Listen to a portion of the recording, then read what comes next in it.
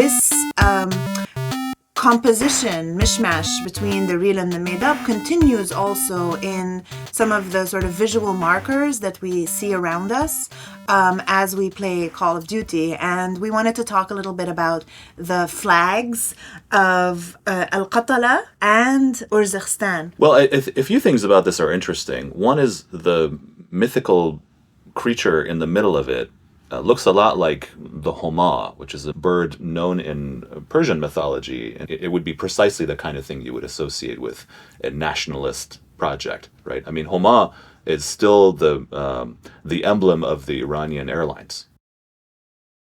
And sort of behind him, there's a sun and what I assume is Urzikstan, which looks like it takes up most of Europe and Central Asia.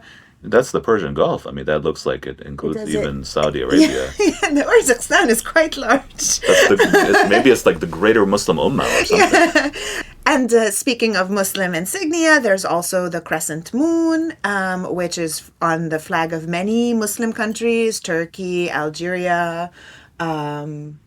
Now I can't think of any, but, you know, while Homa is an Iranian symbol, the slogan of Urzikstan is al-Ghina al-Quwwa. Ghina is wealth, and al-Quwwa is strength. So it means, yes, it means the wealth, the strength.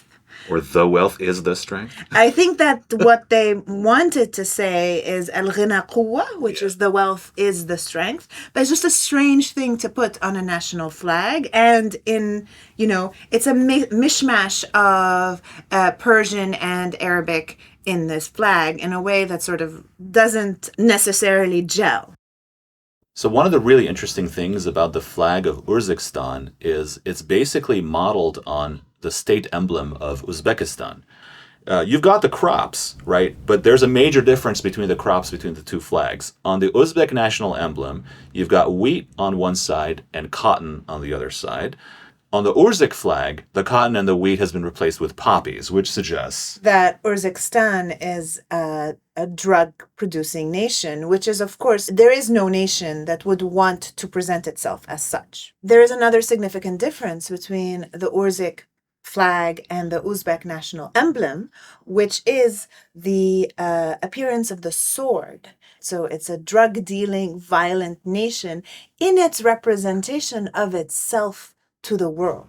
The other sort of interesting flag is the Qatala flag.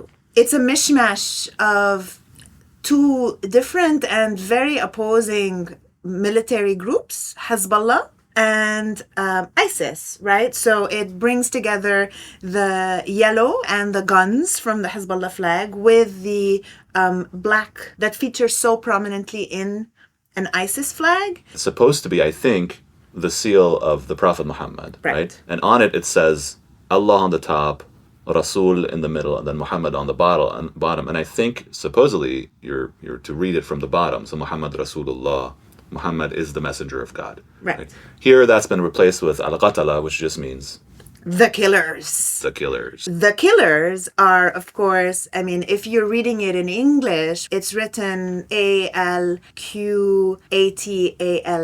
which is, of course, supposed to remind you of al-Qaeda, the group behind the bombing of the World Trade Center on September 11, and, of course, the group that became most visible as the enemy in the post-2001 war on terror.